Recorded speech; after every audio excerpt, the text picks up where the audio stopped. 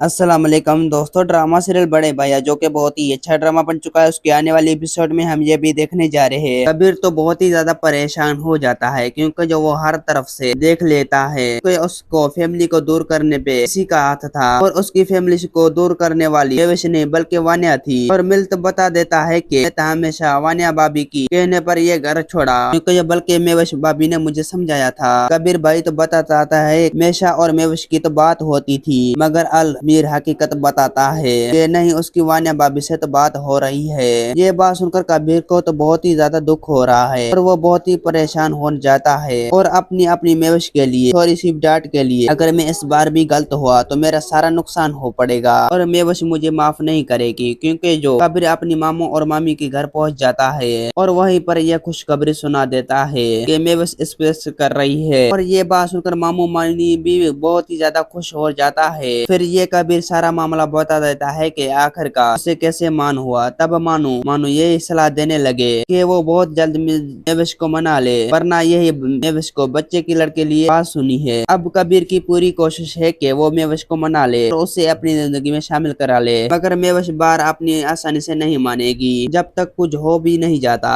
अब दूसरी बात, शोएब को जब दिन से अच्छी नजर आते हैं वैसा तो कुछ रह नहीं गया। जब वो परेशान हो जाता है तो उसे कुछ भी नहीं मिलता क्योंकि जो फरी तो अपने साथ सब कुछ ले गई और उसे पीछे कोई सबूत भी नहीं छोड़ा जैसे वो फरी को वापस कर सके। दूसरी जाने बाद मीशा अलमीर को भी देखा रही है। उसे तो अलमीर से कोई गैलरी नहीं क्योंकि अलमीर ने उसकी बहन को देखकर उसके साथ शादी की थी, उसके साथ तो मोहब्बत रचाई थी। शादी तो बस शादी का नाम ही है क्योंकि जो नौकरानी चली गई, अलमीर का तो कोई काम तो संभाल रही नहीं रही। वो तो अपनी खाना खाने के लिए बैठा है, कोई बात याद करने के लिए बैठा है। दोस्तों उम्मीद है कि मेरा वीडियो आप लोगों की अच्छी लगी होगी। वीडियो अच्छी लगी तो वीडियो की लाइक और चैनल को सब्सक्राइब लाजमी करना। खुदा हाफिज।